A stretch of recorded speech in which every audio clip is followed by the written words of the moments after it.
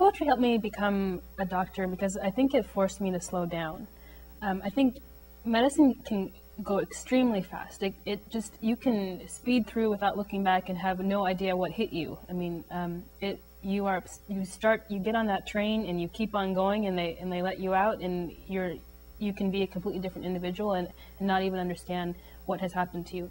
But I think poetry let me slow down. I mean, it lets me slow down. It's a continuous process. I mean, I think once it gets in your blood, you can't get it out of your blood, because you appreciate what it does for you. And I'm lucky enough that other people have appreciated my poems as well. I mean, I don't necessarily write for an audience. I write for myself, because it lets me take time to reflect on what has happened, what is happening, and how it is going to shape how I think about things in the future. And I think that's how poetry helps me.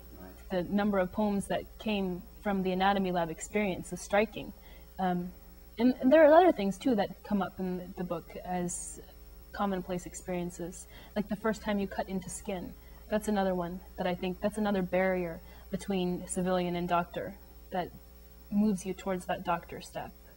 I think fatigue is another one, that overwhelming sense of sheer exhaustion that you go through and still needing to push forward in spite of that. I think old age, or seeing people age, is another aspect that we go through.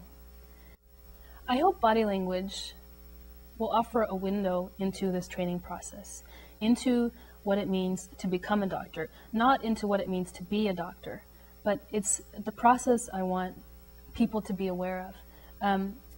We don't walk into medical school, we don't get that acceptance letter to medical school and know what to do. It is an incredibly challenging and privileged process to do the job that we're doing. And I think some of the experiences I've had some of the things I've had to witness are the hardest things I've had to see. And nobody tells you how to do that. Nobody tells you how to handle the first dead body you see, or how to provide support to somebody who has just been given the diagnosis of a terminal illness. They can encourage you, they can give you suggestions, but nobody is there to experience that but you, for yourself. And I want the public to know that that process occurs, and we're trying to be better at it, and just to help us be better at it, to help them. Anatomy Lab by Richard Berlin. She was stretched out naked, young and blonde, wild and frightening, when the others were so old.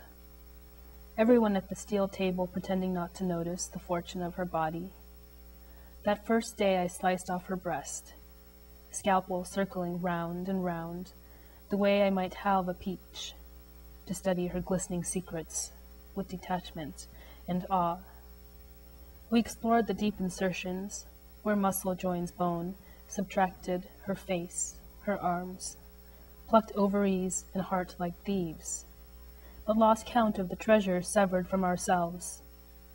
By year's end, brittle as guilt, we hovered over our hollow creation, pretending to look away from the short blonde braid at the base of her skull no one had the courage to cut. That's great. Yeah. It's chilling. Yeah.